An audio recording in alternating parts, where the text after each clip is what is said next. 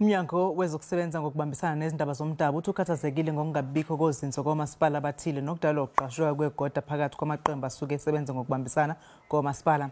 Iziphakamiso zokungabethembi ubuholi babantu abathile eziyaye zenziwe amaqembu ezombusazwe zenza ukuthi kume ukusebenza koMasipala. Sekuyinto eyejwayelekile ukuthi kubonakale isimo esinje kohulumeni bezindawo. Abavoti yibona abafa olwembiza uma kwenzeka kuba nokungaboni ngasolinye phakathi kosombusazwe. Amaqembu ezombusazwe ayaye esebenzise isiphakamiso sokungabethembi ubuholi babantu abathile uma efuna ukulwa izimpi zawo. Nakuba leli lungelo lugunyazwe kumthetho sisekelo, kepha ke ingabe lesi siphakamiso senziwa ngoba sikhona isidingo noma kusetshenziswa sona ukuketula abathile.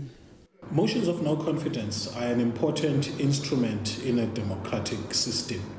They allow for an internal mechanism in between municipalities to change a regime should there be unaccountability or a scandalous act. Emva kokhetho lohulumeni bezindawo lwango-2016 abanye oMasipala baphoqeka kuba basebenze ngokubambisana. Lena sekuyindlela entsha yokusebenza kwezombusazwe, kepha ke inzima ngoba isho ukuthi uma kwenzeka kuba nokungaboni ngasolinye phakathi kwalawo maqembu asuke esebenza ngokubambisana, lokhu kukholela ekutheni kumenze ukuthunyelwa kwezidingo emphakathini.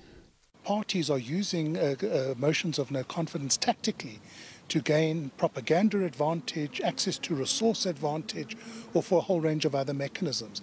And that means that the parties are putting themselves first and not responding to citizens' needs.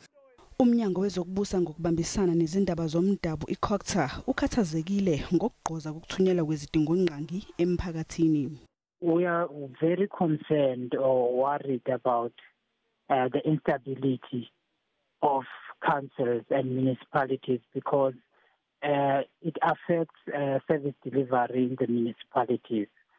Njengoba seluse mome ukhetho lohulumeni bezindawo kuzobonakala ke ukuthi ingabe izakhamuzi sikhona yini isifundo ezisifundile emkhandlwini enamaqembu asebenza ngokubambisana.